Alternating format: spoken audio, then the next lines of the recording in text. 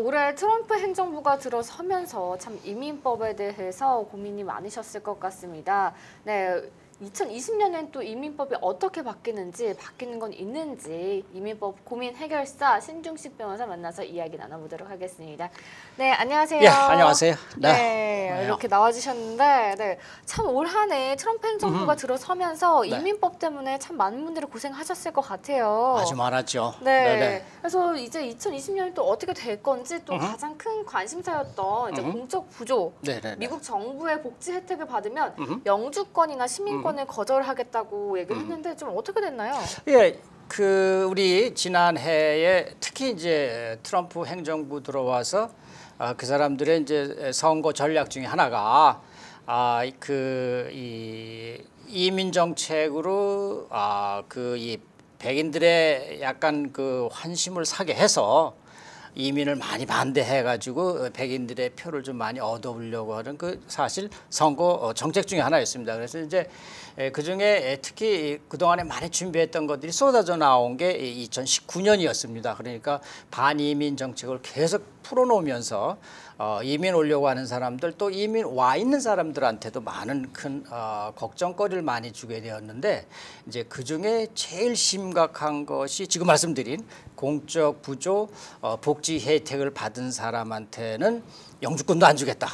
또 복지 혜택 받은 사람은 앞으로 시민권도 안 주겠다라고 이제 법을 그 시행령을 만들어서 이미 선포를 하고 10월달에서 11월부터 사실은 실시하는 거이었습니다. 그런데 이제 중간에 그 여러 단체가 그 이민 변호사 전문 변호사 협회에서도 그렇고 여러 친이민 단체에서 야 그거는 너무하다 그러면서 그 실시를 중지하게 그 법이 그 시행령이 여러 가지 위법하다라고 소송을 해서 잠시 중단되어 있는 상태이고 1심에서는 많이 이겼습니다. 또 2심에서도 이기기 시작했고 그러나 또 2심에서 어느 두 곳에서는 또 지고 그래서 이것이 결국은 아마 대법원까지 갈 것 같습니다. 그러면 내년에는 이게 대법원에서 나올 것 같은데 과연 이 공적 부조 때문에 많이들 제일 걱정하는 부분이 그러면 이때까지 받은 거 어떻게 되나요? 였습니다. 그런데 그거는 걱정할 필요가 없습니다. 왜냐하면 그 법이 새로 생길 때 그 조건 중에 하나가 옛날에 건 관두고 앞으로 이 법이 생긴 다음에 앞으로 받는 사람들한테는 영주권 안 주겠다 또 시민권 안 주겠다라고 만든 거였으니까 괜찮고 다만 한 가지는 우리 여러분들이 제일 많이 신청하면서 우리 한인분들도 아주 많이 그 혜택 보고 있는 게 오바마 케어입니다. 근데 오바마 케어는 이게 의료보험을 내다가 어느 선이 넘어가고 또는 그 소득이 작게 되면은 메디케이드라는 그 팔리시로 더 보조를 받게 하는 게 있어요. 그것만 아직 받지 말아 주시면 좋겠습니다. 왜냐하면 좀 아까워서 그걸 받고 싶어 하지만 영주권을 받을 사람들은 그게 나중에 혹시 문제가 될지 몰라서 그 메디케이드 받았다라는 것 때문에 과거에 받았다라고는 하지만 그거 받은 과거의 경력 때문에 영주권 받을 때 또는 시민권 받을 때 혹시 그 심사관이 괜히 인상 찌푸면서 좀 안 좋게 볼 인상이 안 좋을까 봐 일단 확정될 때까지는 메디케이드 부분만은 좀 거부해달라. 이제 그게 좀 제 충고입니다.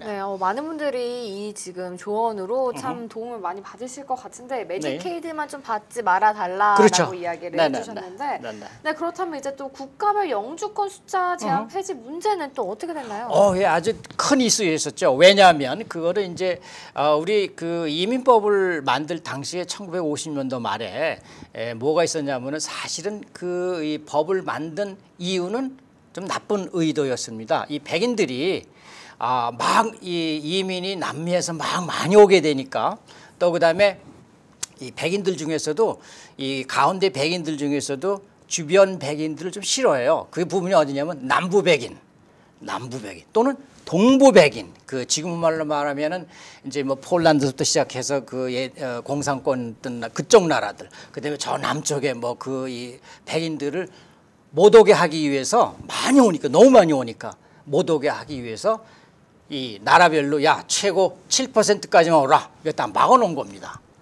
그랬는데 그게 지금의 60년, 70년이 지난 지금에 와서는 우리에게도 큰 영향을 미치게 되었습니다. 다시 말하면은 이게 사실 7%라고 모든 나라가 최고로 7%까지만 최고예요. 그다음에는 밀려서 계속 기다려야 돼요.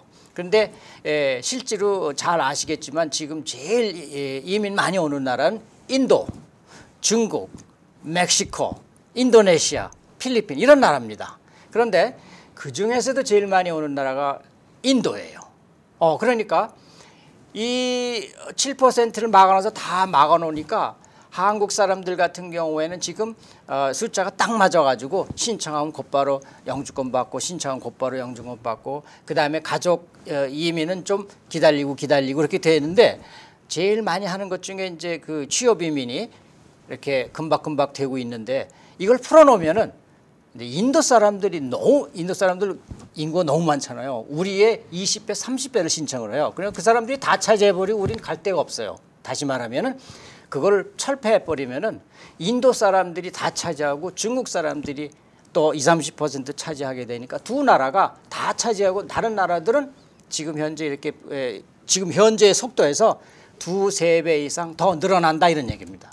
그래서 인도 사람들한테는 안 됐지만 중국 사람들한테는 안 됐지만 우리로서는 그거를 폐지하면 안 되고 7%를 지켜달라라고 운동을 했었죠. 근데 마침 일리노이 출신의 더빈이라는 상원 의원이 그거를 막아줬습니다. 그래서 인도 사람들한테는 그 사람이 아주 최고의 적이었었고 나머지 우리들한테는 그분이 아주 구원자였습니다. 네, 좋은 프로그램이 있었죠. 네, 그런 저도 이제 동생 초청을 하려다 보니까 이제 좀 관심이 많아지는 것 같은데 네. 그런 또 일례가 있었는지 그럼요. 몰랐네요. 네네. 네, 그렇다면 좀 2020년에는 어떤 것들이 좀 바뀌나요? 2020년 우리 얘기하기 전에 한 가지 더 해가지고 잊어버린 게 있는데 더빈 의원이 그러면 국가별 거를 폐지 하는 거를 막는 대신에 한 가지 대안을 내놨습니다. 그게 뭐냐면은 우리 이 영주권 그 사람들 인도 사람들 너무 오래 그 사람들은 20년, 30년까지 기다려요. 너무 많이 신청을 해서 7%에 걸려가지고 못 받으니까. 그런데 그 사람들을 그럼 철폐해 주는 대신에 영주권 숫자를 많이 늘리는 그런 정책을 만들어서 새로운 법을 만들었어요. 그지? 우리가 릴리프 액트라고 그러는데 그 법안이 올라가 있어요. 이제 그거를 하게 되면 우리로서는 조금 손해예요. 다시 말하면 이제 영주권 숫자를 어떻게 세했었냐면은 이제 여기서 동생을 신청해 준다 그러면 우리는 이 동생 하나 신청한 걸로 세일 줄 아는데 그게 아니고 실제로 동생이 오시게 되면은 거기에 배우자가 있잖아요. 그다음에 아이들이 또 예를 2명 있다고 쳐봐요. 그러면 한 명 오는 게 아니고 한 명이 오면서 하나, 둘, 셋, 4명이 오는 거예요. 그러면은 이걸 한 명으로 안 치고 4명으로 계산을 해요. 그런데 앞으로는 그렇게 하지 말고 우리 한 명으로 계산하자라고 하는 거죠. 그럼 훨씬 숫자가 늘어나는 거죠. 네, 정말 참 좋은 그런 맞습니다. 희소식인 것 같은데요. 예. 네, 올해도 이렇게 이민법에 관해서 많은 이제 소식들이 많은데 올해도 이렇게 좋은 정보 주셔서 감사합니다. 오늘 나와주셔서 감사합니다. 고맙습니다. 네, 오늘은 이민법에 대해서 신중식 변호사와 이야기 나눠봤습니다.